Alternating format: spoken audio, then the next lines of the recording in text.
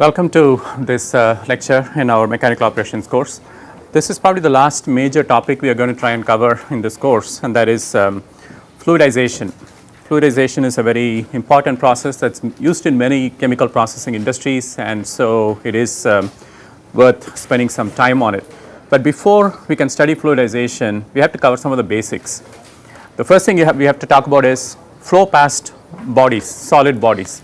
How do single particles interact with the fluid as it passes by? And from that, we will talk about what happens when you have a flow of a fluid through a packed bed of solids. And from that, we will then continue to discuss what happens if you keep increasing the flow velocity to the point where the solid bed material does not stay in place, but actually starts to get entrained in the flow, which is what we call the condition of fluidization. Okay? So, starting with flow past solid bodies, there can be two situations. Actually, there can be three situations. The solid body can be at rest and the fluid can flow over it, or the fluid can be at rest, the solid body can be moving, and the third is where both are moving, right? Now, actually it turns out that in most cases the fluid mechanics or the momentum transfer aspects don't really change a lot depending on which of these three situations prevails. It depends more on the relative velocity between the solid and the fluid. However, there are several practical situations that I am sure we can think of where that rule is not applicable. A simple one, if you drop a feather from the top of a building, the way it makes its way to the ground has certain characteristics, right? It's basically, you can consider this a situation where the airflow or the air is still compared to the feather being in motion, as opposed to if you hold the feather in place and you blow air on it. Obviously, the two situations are very different, right? So, it's not, even though the relative velocity may be the same in both cases, the prevailing fluid dynamics, the solid dynamics are very different. Another situation is in a wind tunnel. Typically, we have a large structure that's held in place and air is flown over it at varying velocity conditions. Now, here also it turns out that because the tunnel has solid boundaries and the flow conditions can be such that you induce turbulence, particularly under turbulent flow conditions, there is a huge difference between the flow of turbulent air over a rigid body compared to a rigid body moving with the same relative velocity through a stagnant or laminar flow of air. So, there are exceptions to this rule, but in general it is a relative velocity that is a critical parameter. Now, in terms of what practical relevance solid or flow past a solid body has, what we are most concerned about is the drag force that develops and the associated pressure drop that can happen in process machinery, because that directly translates into energy expenditure and cost.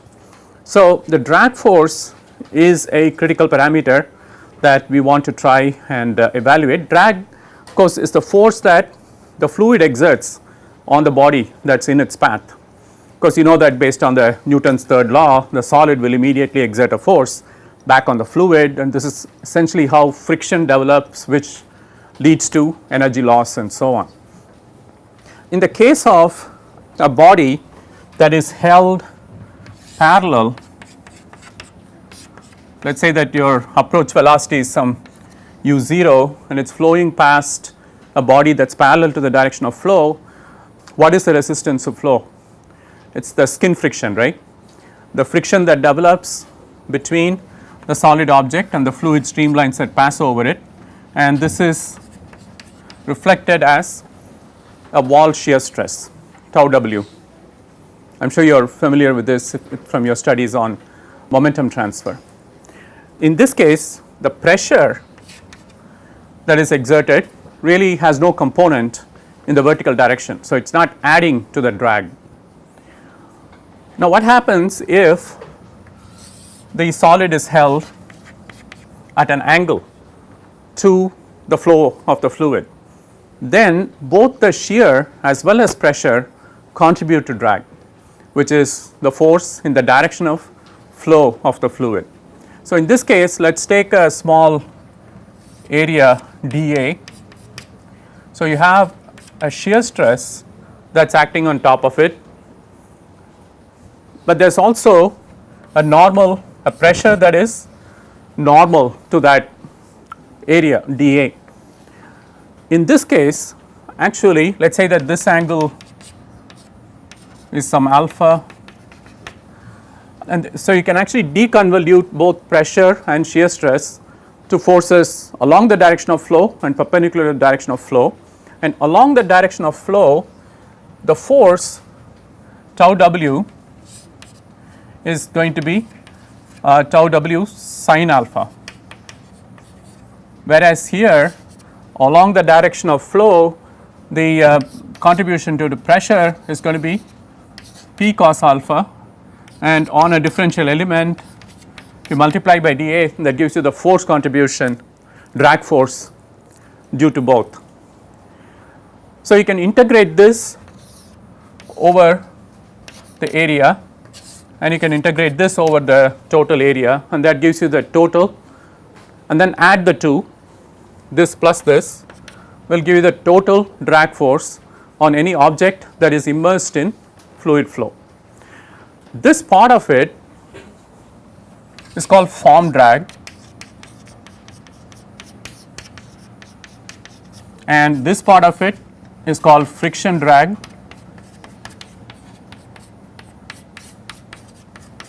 or some textbooks also refer to it as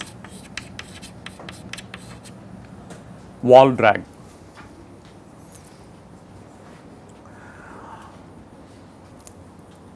As it turns out, the computation of drag force numerically is only possible in certain ideal situations. If you have a perfectly smooth sphere that is entrained in fluid flow, you can calculate the pressure distribution, the shear stress distribution, and actually calculate the force. However, in most cases drag force is measured experimentally, typically by measuring pressure drop. Now, in this there is a flow called potential flow. You might have studied that also in your momentum transfer course, where the contribution due to tau w and due to p are both 0. So, the total drag on a body in potential flow is considered to be 0. How do you non-dimensionalize? Again, as chemical engineers we love to non-dimensionalize, so you can extrapolate, interpolate and so on. And as you know, there is a parameter called drag coefficient, which we touched upon briefly in one of the earlier lectures. The drag coefficient is defined as the drag force, which is the total of the form drag and the friction drag, divided by projected area of the object, and the whole thing divided by half times rho u0 squared, where rho again is the density of the fluid and u0 is the approach velocity or free stream velocity, which is the velocity of the fluid far enough away from the solid object that there is no significant reduction in the flow velocity due to the presence of the solid. So, this drag coefficient is what we kind of use analogous to the friction factor that you might have studied in pipe flow. It is a way of representing the drag force by referencing it to the velocity head in this case. Of course, AP in the case of a perfect sphere will simply be pi dp squared by 4 projected area in the direction of flow. In the case of non-spherical objects, the projected area depends on the orientation, and that is one of the complicating factors why it is very difficult to predict the flow dynamics of solid objects when they are moving through a static fluid, because at any instant the angle of orientation of the object to the flow direction has an influence on how it moves or the amount of drag that is exerted on the body. So, for example, in the case of a cylinder, if a cylinder is held in this direction perpendicular, so that its axis is perpendicular to the flow, then this AP is going to be pi times d cylinder times L. But if it is held parallel, so that the cylinder is laid horizontally, then in this case the projected area is similar to that of a sphere. So, those are like two extreme cases. So, you can imagine that for irregular shaped objects, the projected area itself, as we talked about when we discussed shape analysis, that itself can be difficult to compute, and therefore again the prediction of drag theoretically can be quite challenging. So, experimental data usually give us a lot more insight into what is happening. Yeah. Not pi dc. I mean the surface area or the vertical projection? It's a vertical exposed area. So, it's a projected area that is perpendicular to the flow. So for cylinder it will be dc into. Yeah, sorry. This is dCl and this is pi dc squared. Now, in the case of drag coefficient, what does it depend on? Depends on Reynolds number primarily, and the Reynolds number of course is rho times, in the case of a solid object, some diameter times velocity u0 over mu. And I think again we have touched upon this in one of the earlier lectures. If you actually plot CD as a function of Reynolds number for a sphere, and you do this on a log scale, you get a straight line for small values of Reynolds number up to about 1, and after that it kind of starts to oscillate a little bit, and this slope corresponds to a pressure which is 24 by the drag coefficient is approximately equal to 24 by Reynolds number.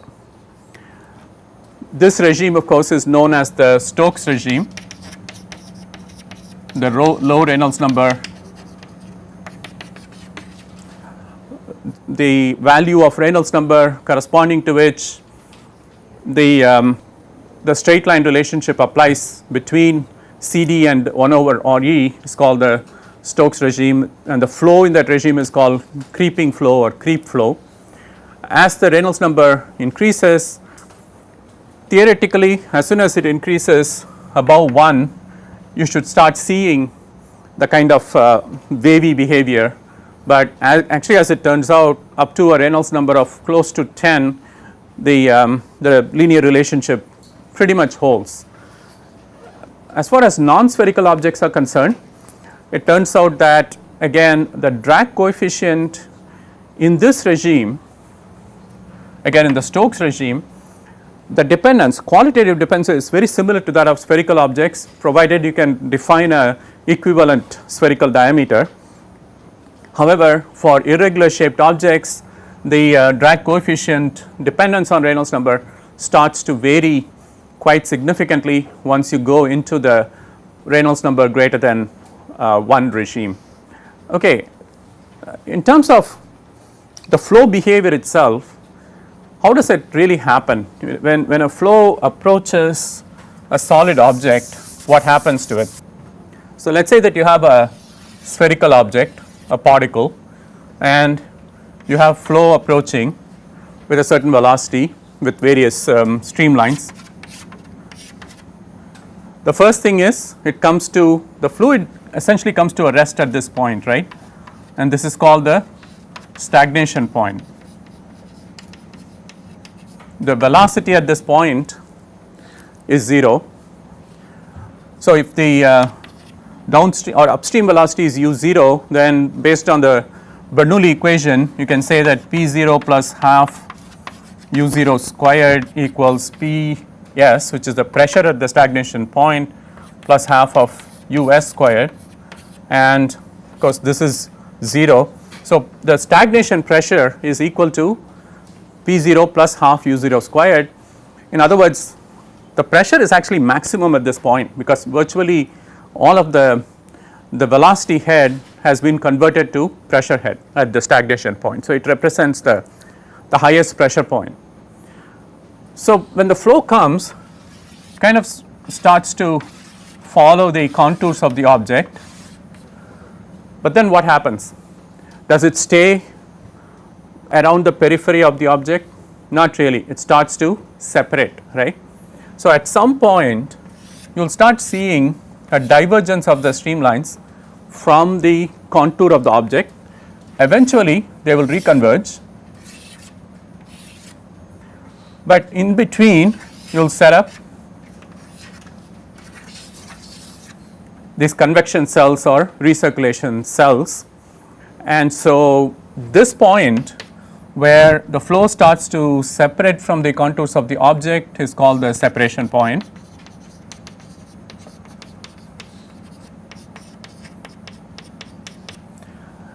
What is this region called behind the object? This is the wake region. So, the front end of the object is called the leading edge, the back end of the object is called the trailing edge, and the three critical phenomena are stagnation, which happens here, separation, which happens a few diameters down the object, and finally wake, which happens behind the object. In this region there is a fairly high value of form drag that happens. So, the pressure buildup is quite significant. So, if you have a spherical object, while the maximum pressure may be at this point, the drag, the form drag due to pressure forces is much more significant on the back side of the object, so to speak. And there is typically some stagnation that happens in the back side also, because in some locations the velocity vectors can cancel out each other. So, the wake region is characterized both by quiescent zones as well as high velocity, highly turbulent zones, depending on the mixing phenomena that happen. So, the wake is an important parameter in designing these particle flows or solid fluid flows, as is the separation behavior. Now, typically you would want to avoid separation, right. So, how do you do that? Any idea? If you want to avoid separation happening over a solid body, what is the process that is used? What is the shape that is ideal for avoiding separation? It is called an airfoil shape.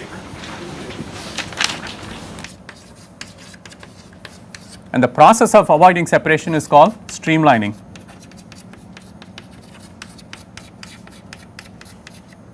So, you get a shape like this, which has a sharp edge at the back. What is going to happen here is the flow is going to follow the streamlines like this. So, this is called streamlined flow, where the streamlines of the flow track the contour of the body. Streamlining, you are preventing separation from happening by doing what? The reason that separation happens here is because there is a fairly large pressure gradient that happens right at that location. So, there is a point up to which the fluids are in the vicinity of the object, and then the pressure increase in the boundary layer causes the streamlines to start deviating from the object. Here you are making the transition much more gradual. So, there is no sudden build up in the pressure gradient across the boundary layer, the momentum transfer boundary layer, and therefore, the streamlines of flow stick pretty close to the object, and therefore, if you are designing gas turbine blade, for example, turbine blades always have this airfoil shape, and the reason is that you want to maximize the extraction of energy from the gases, but at the same time you want to minimize the extraction of or the incidence of drag that happens. Airplanes of course have an airfoil shape. So, it is fairly well known in the industry that by providing a certain shape to the object, and is even your helmets, your motorbikes, everything has an aerodynamic shape, right. And the reason is you are trying to avoid separation of flow from the object and formation of wakes. What relevance is this in the chemical process industry? So far we have been talking about how flow over isolated objects happens. in chemical industry frequently we use these packed beds. A packed bed basically is a collection of particles that are packed closely together. There is an epsilon, which is the porosity of the bed,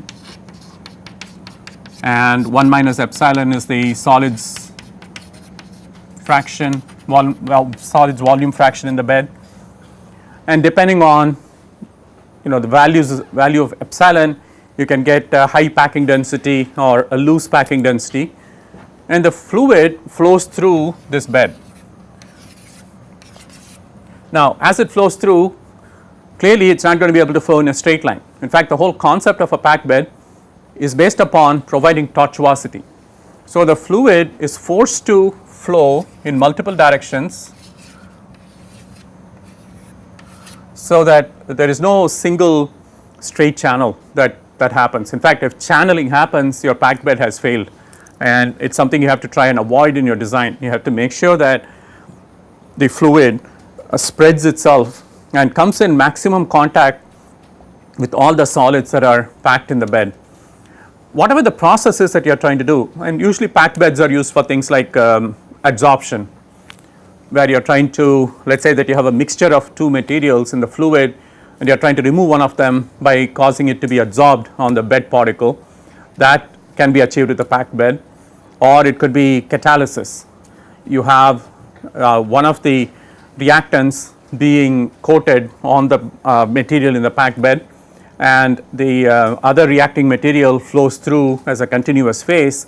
And here again there are two things you want to maximize, that is residence time of the fluid in the packed bed, and two, the area of contact between the reacting materials or the interacting materials. So, you try to design the packed bed in such a way that fluid spreads itself over the entire bed, there is complete contact, and the residence time is maximized. So, how do you model this? Now, clearly this is also a situation where there is fluid flowing past a solid body, but can you take all the things that we just talked about for the case of a fluid flowing past a single isolated particle and extrapolate that to a packed bed? In theory you can. I mean, it's a very computationally intensive process, but you can model the drag phenomena, you can model stagnation, you can model separation, you can model wake formation, you can pretty much model everything that you did at a single particle level for a bed of particles as well. But of course, the issue with that is, as I said earlier, even the computation for a single particle is prone to many errors. So, you can imagine that if you are trying to take an assembly of particles and try to model what happens, the error contribution can be even larger and also a lot more computationally intensive. So, if your computational time for flow past one body is, let us say, some x, then if you are trying to compute what happens when you have two bodies and the fluid is flowing past them, it is not going to be 2x, right, it is going to be roughly x squared. So, as the number of particles in a packed bed increases, the computational effort and time increases very, very rapidly. So, even though that may be the most rigorous way of doing, and again the reason you need to do the drag analysis is to predict the pressure drop per unit length of bed, and from that you can calculate the energy requirements to make the process happen and so on. But it is not worth it. It is not worth trying to do the single particle type of analysis and try to do it for an entire population of particles. So, a simplifying approach that people have used is to model this as a situation where you do have channels of flow, and the channels have a certain equivalent diameter d eq, which is related to the diameter of the particles that you are using to pack the bed. Of course, you can use a single diameter if all the particles are of the same size, but if your packed bed is composed of particles of varying sizes, then you have to define an effective mean diameter dp bar, and the appropriate mean diameter in this case is the area mean diameter. Okay. So, you try to define these paths in such a way that they do to some extent represent physically what is happening in the bed. Again, the thing that we are most interested in is the velocity with which the fluid moves across the bed and the pressure drop that develops across the bed as the movement of the fluid happens. Again, in this case the particles are being held in place because we are still in a state where fluidization has not set in. So, the particles are held in place and the fluid is moving past them. It turns out that the key parameter here, when you try to model it in this simplistic fashion, is this SP by Vp parameter, that is surface area per unit volume of the particle. Now, if you have a perfectly spherical particle, then this is going to be equal to pi dp squared divided by 1 by 6 pi dp cubed, or it is going to be equal to 6 over dp. But in the case where your bed is packed with non-spherical particles, clearly this is not an accurate representation and you have to define a parameter called sphericity phi s, which is again something we touched upon during our lectures on shape analysis. Sphericity in the case of flow through a packed bed is defined as the SP by Vp ratio for a perfect sphere, which is 6 over dp divided by SP by Vp for the bed, I mean for the real particles composing the bed. Or in other words, you can rewrite this as SP by Vp equals 6 over phi s times dp. So, if we can estimate the sphericity by other methods, and we have discussed some of them when we were talking about shape analysis. If we can estimate the sphericity of the particle, then and also an equivalent spherical diameter of the particle, then you can calculate SP by Vp as 6 over phi s times dp. This can then be used to define the equivalent diameter of the streamlines or the channels of flow of the fluid through the packed bed, and the relationship is given by the channel diameter D equivalent is related to 2 by 3 times phi s times dp times 1 minus epsilon over epsilon. So, again phi s is the sphericity, dp is the particle diameter or mean particle diameter in the case of mixed particle sizes, and epsilon is the bed porosity. Actually, if you for typical values of sphericity and epsilon, this actually works out to close to dp bar by 2. The channel diameter can be approximated to be half of the mean particle diameter in the packed bed. So, once you have estimated this channel diameter, then there are certain equations that can be applied to calculate pressure drop. So, again the key that we are looking for is the delta P by L per length of your packed bed, what is going to be the pressure drop, and that relationship depends again on the value of Reynolds number. In the case of small Reynolds number, the relationship that applies is the Hagen-Poiseuille relationship. Did you study that in? So, it is roughly equal to what? Delta P by L is going to be proportional to V. By the way, the other important parameter we need to define is what is going to be the fluid velocity as it passes through the packed bed. That is going to be related to something called the superficial velocity V0,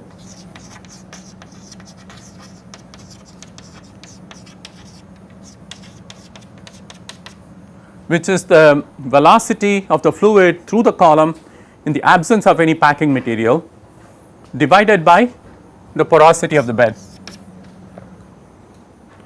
So, this is going to be proportional to V bar mu over dE squared.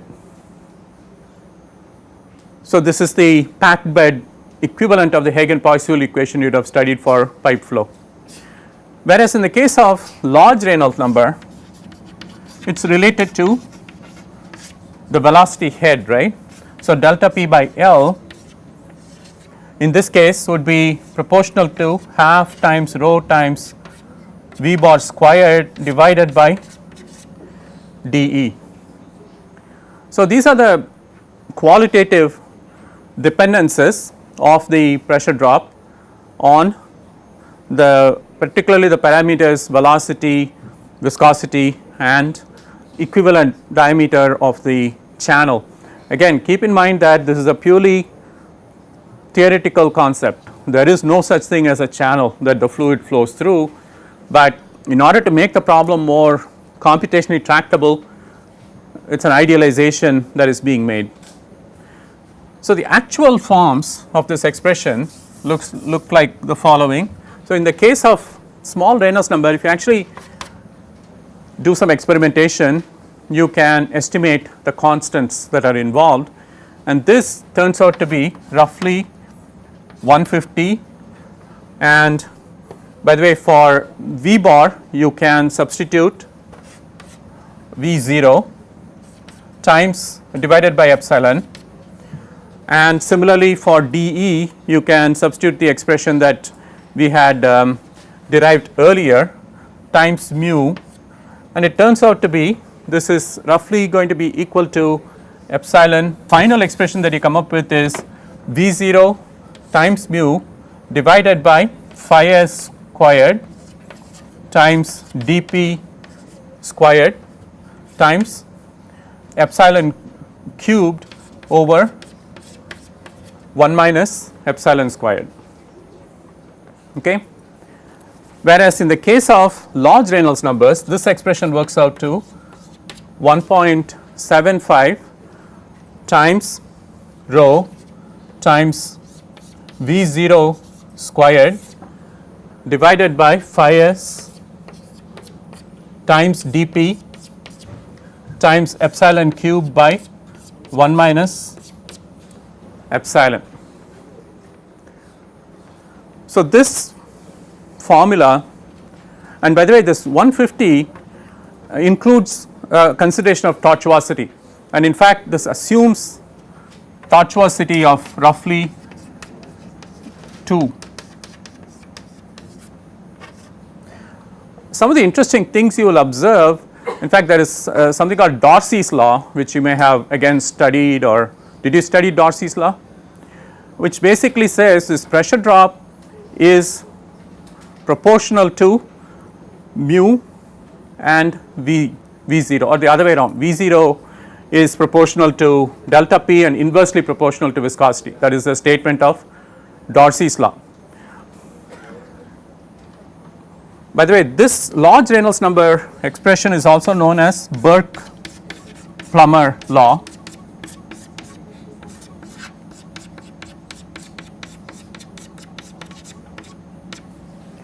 The low Reynolds number, do you know the name for that law? Korsney-Korman.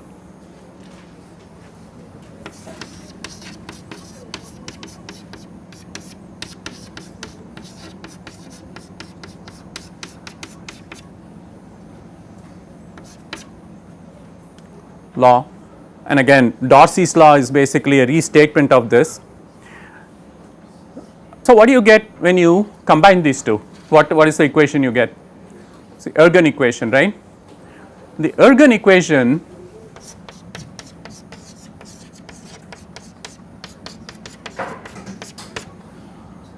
combines these two. So, it is basically at delta P by L low RE plus delta P by L at high RE.